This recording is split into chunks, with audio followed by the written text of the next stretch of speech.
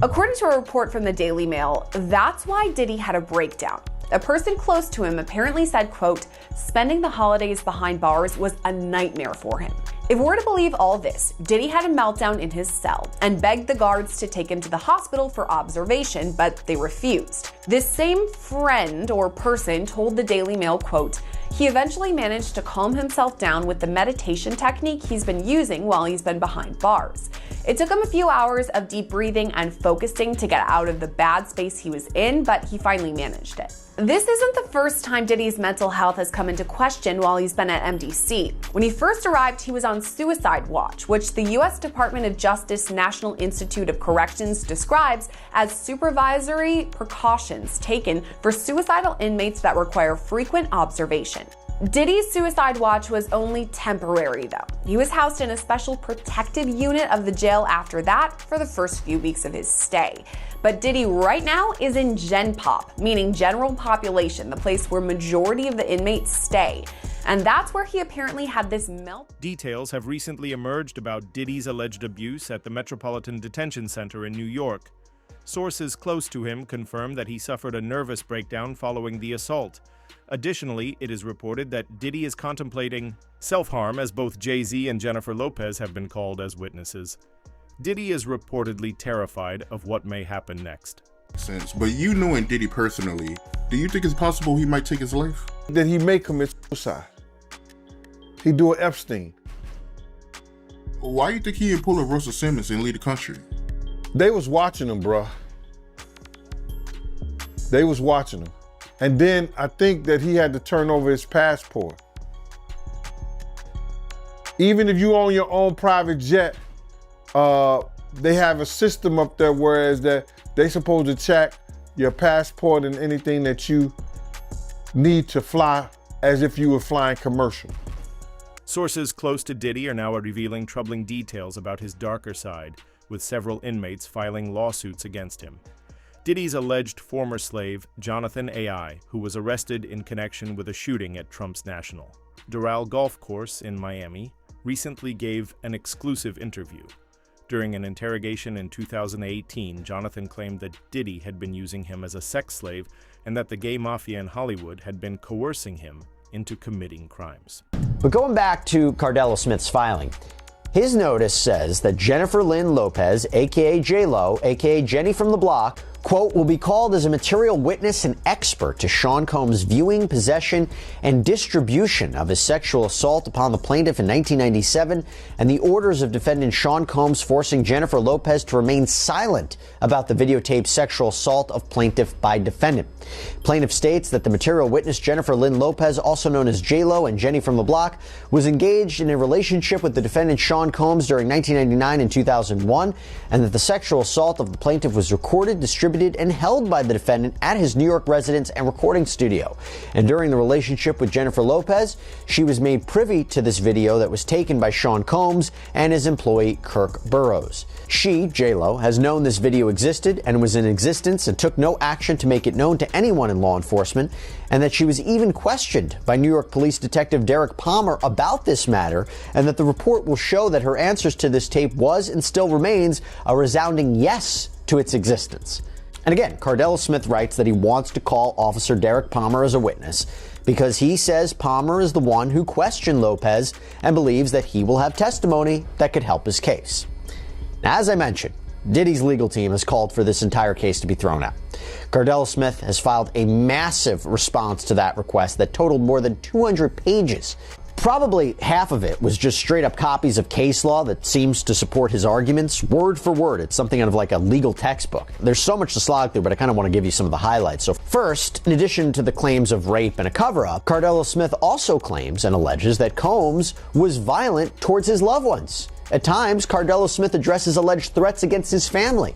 Other times, he says Combs actually caused serious injuries to his brother.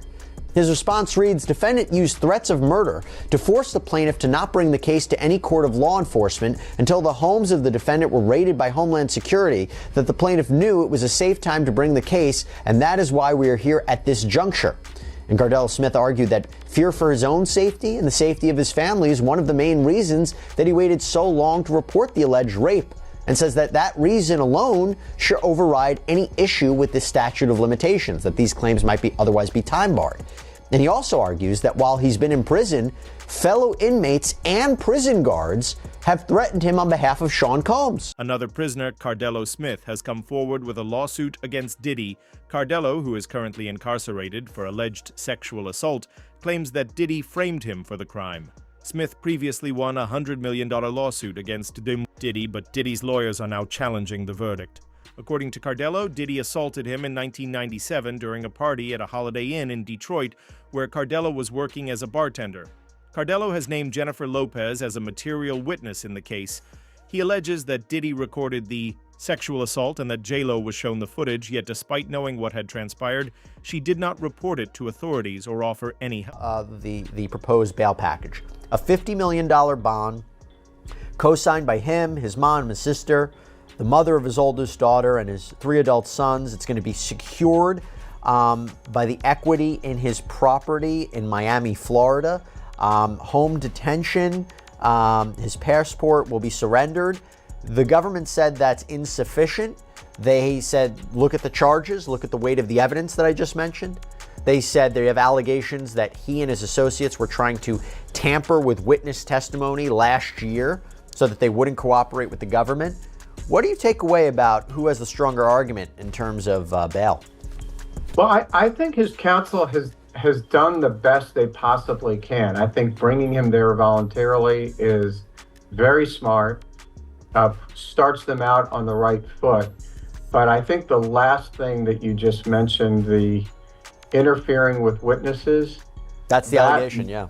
Yeah, if that's true, or I should say, if there's real indicia that happened, I think that might tip the scales in favor of not letting him out pending trial, because I think, and you know this, I think judges take an extraordinarily dim view of that, and that might be the factor that tips the scale against him. But I think as far as a tactic, I think it was very smart to do what they did and to say, look, you know, he's here, you didn't have to track him down, he's got a real defense here, he's doing everything right, at least right now. I'm not sure it's going to be enough at the end of the day. The longer Diddy remains in prison, the more lawsuits are likely to follow. It's becoming clear that Diddy allegedly forced people to remain silent, but now these victims are speaking out. Jay-Z and Jennifer Lopez are just the first to face legal action, and as Diddy's case continues, more names may be revealed. Diddy is reportedly fearful for his life and is desperately seeking a way out. His legal team even offered $50 million for bail, but the judge ultimately denied the request. He's suffering the consequences. Diddy is now facing the consequences of his actions, and he's reportedly terrified of being sent to general population in prison. He's accustomed to a life of luxury, and as Gandil points out, Diddy may not have the resilience needed to survive in such a harsh environment. Some sources suggest that Diddy might even contemplate ending his life rather than endure decades behind bars. He is currently facing life in prison on charges of sex trafficking and racketeering. So breaking news right now, Larry, I am just getting word. People magazine says it's got a source on the inside that tells them that P. Diddy's on suicide watch tonight. Do your sources confer the same information? Are they saying it was possible? Hey, real quickly, all that commissary stuff, he's not getting any of that because people in the SHU have an abbreviated list. So he's out of luck. No stake for him. Yeah, he is on suicide watch. This guy thought he would have went home. All of a sudden, he didn't get bond. Remember, the first night that he was there, he was like an overnight guest. When they pulled his bond hearing, now they checked him into the system, and reality has hit him. And I understand that he has a shrink coming by his cell to see him several times a day. And now there's talk about putting him in, it's like a bubble. It's like a cell that has like a plexiglass wall in it where they have inmates watching you. That's actually their job, to keep an eye on the inmates that are on suicide watch. Another error that I guess some warden told you this. There are sentenced inmates there. They're called cadre inmates. They don't have to be white-collar inmates, but they're doing maintenance on the building. And the problem why there's a lot of violence there. They have housing units, and they're mixing bank robbers, drug dealers, rapists with white-collar people.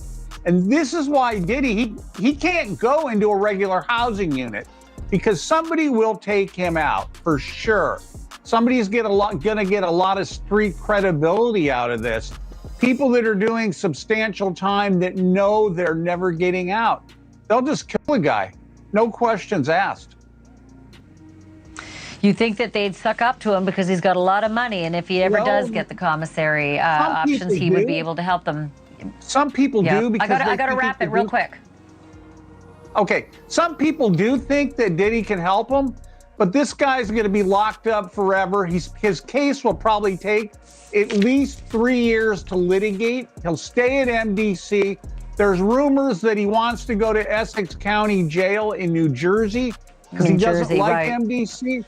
He's a marshal's inmate. There's no way they're going to transfer him back and forth, I don't know, several times a week, 6 marshals to do it. He's out of luck. There are prisoners at the Metropolitan Detention Center who would try to hurt or kill Diddy at the first opportunity.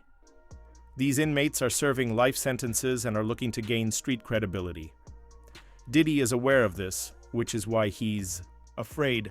Life on the inside is vastly different, and for someone like Diddy, who is accustomed to luxury and comfort, survival will be a serious challenge. It's important to note that Diddy allegedly drugged his victims, even minors, or had his guards restrain them. He is not a gangster, and for the first time in his life, he will have to face real criminals who have no fear of him. While maintaining he'd let the matter settle itself in court. But now in a new lawsuit, a Texas man is claiming Jay-Z's lawyers are bribing people to sue Busby and his law firm. This 13-page lawsuit was filed on January 3rd in Harris County, Texas, and the plaintiff in the filing is being represented by none other than Busby's law firm, who filed the suit on his behalf. Now, Jose Maldonado, who is the plaintiff in this suit, is suing Jay-Z's attorneys and his company, Rock Nation, but not Sean Carter, aka Jay-Z himself. According to the lawsuit, the defendants in this suit are Marcy Bryan Croft, her law firm MJ Legal, Rock Nation, and the law firm who is representing Jay-Z, Quinn Emanuel Urquhart and Sullivan. They allege the defendants conspired to obstruct justice by engaging in shadowy operatives to illegally get more than 24 current and former clients of Busby law firm to turn around and sue them. The suit claims Rock Nation is financing this alleged effort, while attorneys Marcy Croft and the law firm Quinn Emanuel are orchestrating this whole thing. According to the suit, the defendants' agents were pretending to work for the state of Texas and allegedly flashed fake badges, which the suit says wasn't very smart or careful, but also illegal. The suit states the defendants' agents offered as much as $10,000 to a former client to sue the Busby law firm. But the so-called agents were allegedly caught on audio tape red-handed. The suit claims attorney Marcy Croft, who is a lawyer but also a member of Team Rock, was orchestrating that whole effort. Then in another recording, those agents were describing in great detail the alleged criminal conspiracy. The suit claims they went so far to admit the lawsuits would be reported in the press, and some former clients already accepted money to join that alleged effort. As I mentioned, Sean Carter, aka Jay-Z, isn't named as a defendant in the lawsuit. However, the suit claims Rock Nation and Jay-Z are synonymous, given the mogul is the founder and chairman. The lawsuit acknowledges Busby's law firm filed the rape lawsuit against Jay-Z in New York federal court, and as a result, Jay-Z sued Busby's law firm in Los Angeles state court. But the suit claims while all of that legal back and forth was going on, Jay-Z's attorneys who represent himself and his Rock Nation denied in open court and in the press their involvement in the alleged scheme. Now back to Maldonado's claims. He claims the defendants used him as a pawn. He alleges on behalf of Marcy Croft 2 people attempted to contact him many times and went so far as to go to what they believed to be Maldonado's home. Instead, they went to his dad's house and allegedly identified themselves as federal officers. After realizing they were at the wrong home, they continued to contact Maldonado, and Maldonado claims they were pushy. Once they got in touch with him, he claims those individuals said they were with the state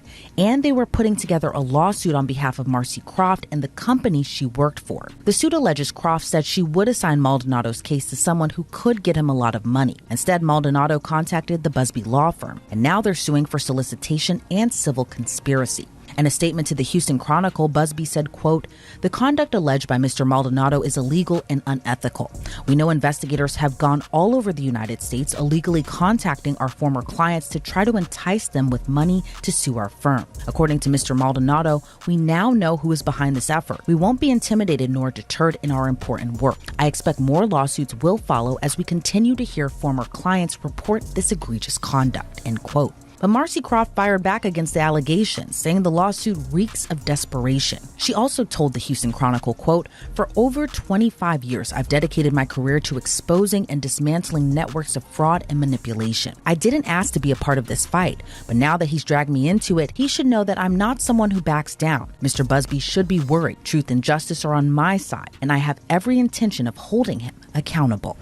Jay-Z is worried about the possibility of ending up like Diddy, so he's aggressively trying to shut down the lawsuit filed against him. His legal team has repeatedly requested the judge to reveal the victim's identity, but like in Diddy's case, the judge has refused. Jay-Z has a history of violence, and if given the opportunity, there is a strong chance he would attempt to intimidate the victim. His legal team has already been caught trying to bribe witnesses, lawyers representing him even went as far as showing up at victims' homes dressed as FBI agents, flashing fake badges in an apparent effort to manipulate the situation. So that's that. Now, as far as Jay-Z is concerned, this can really go one of two ways. This might be an isolated one-off case that he has to defend, or potentially it could be a Me Too type situation where other victims come forward. Obviously, we saw that with Diddy and Cassie Ventura. So the coming days and weeks are really going to be telling. And Tony Busby says he has more than 100, maybe up to 300 victims he's representing. So it's going to be interesting to see if any of them also name Jay-Z. And Nima, if such a high-profile name like Jay-Z has come out, could more celebrity names be tied to these lawsuits? What do you think we can expect? No question. This may just be the first celebrity domino, and Jay-Z was unmasked as celebrity A, but let's not forget there's a celebrity B in that same lawsuit that allegedly witnessed the sexual assault, a female celebrity. And there was someone who went on CNN earlier this week and said that his sexual assault was witnessed by another celebrity as well. So I think we're going to see more celebrity names identified very soon. All right, Nima Rani, thank you so much for joining us. As you said, this is one that has entered the court of public opinion. It's nice to have your actual legal advice. Former federal prosecutor Nima Rahmani has stated that he expects many more names to emerge in connection with Diddy in the coming days, with Jay-Z being just the first. Barack Obama, Donald Trump, British royalty, and even world-famous athletes were all associated with Diddy. If Diddy were to confess, a significant number of high-profile individuals could face serious legal consequences and potentially end up behind bars. For years, P. Diddy's gotten a whole pass. He's actually created his own kingdom where he makes his own rules, and you got to follow his rules or you get penalized. And guess what, Laura? He's now in a federal penitentiary, and for the first time in his life, he's facing his own fate at the hands of somebody else. And I will tell you, Laura, I've done federal cases, that's not the place you want to be in federal court. 90% of federal criminal indictments brought down are pled out, right? A plea deal is brought. And of the only 10% left, 90% of those defendants that go to trial, they lose. So he is looking at a daunting uphill battle to fight these horrible charges. Now, Brian, one of the DHS agents involved in this raid on his Miami mansion described what he saw inside the house, saying that, in my opinion, he's as bad as Epstein. These women are young, either barely legal or barely illegal. Brian, this sounds like he was a monster. Yeah, Laura, I will tell you that this indictment was very detailed, by the way, too. Your viewers should know there were over 300 subpoenas served, over 50 witnesses interviewed. Why is that important? Because the federal prosecutors aren't going to be leveling an indictment like this unless they have ammunition and they have cause to bring it. And the core issue at this case, which the feds have to prove, which it's looking like they can, is that P. Diddy essentially controlled these women, that he threatened them with stopping the money that he was paying them, that he spiked their drinks with drugs. That's been alleged in the indictment. and that he basically told them, I'm going to ruin your life unless you engage in these freak-offs. And that's really what the prosecutor's got to prove. And if you've got some victims coming forward to talk about that, you've got financial records that prove that, travel itinerary that proves that, P. Diddy has very little defense. And I got to tell you, Laura, if this guy wants to fight these charges, he's going to have to step up and walk into a courtroom and talk about it. If he doesn't testify in this case, he is dead on arrival. Well, who else is on these tapes? I mean, will the tapes ever see the light of day? I mean, that's what everybody's talking about. Who else is there? It's like with the Epstein, his pleasure island. Who else? Who went? Who was there? What's the manifest? But Brian, chances 1 being least likely, 10 being most likely. Will we learn of other celebrities that were at these freak-offs? Yeah, I think you've got an 8 or a 9 for a likelihood you're going to hear about it. Why? Because there are going to be more indictments coming down, Laura. That's an important point here, because he's being charged with racketeering and conspiracy. You're going to have, well, let's start on the inner circle. You're going to have former bodyguards. You're going to possibly have former musicians that he was with. You've got personal assistants that are going to be, they're already talking about this. Some of those are likely to be charged. And then guess what? If you've got some music moguls that are sending women over to these alleged freak-offs, then you've got some top people that are going to start crumbling too, because they're all part of what's called this criminal enterprise. Officers who were present during the raid on Diddy's mansion have come forward, revealing that baby oil was just one of the many disturbing items discovered. In reality, far more evidence was recovered, including a vast collection of video files, according to these officers. Diddy's mansion allegedly contained rooms designed specifically for sexual assault, making him even worse than Jeffrey Epstein. Once his trial begins, all of this information will come to light, and his downfall will be inevitable. There's a reason why Homeland Security was involved in the raid and why such a significant operation was carried out. It was not just about speculation, but about uncovering the truth.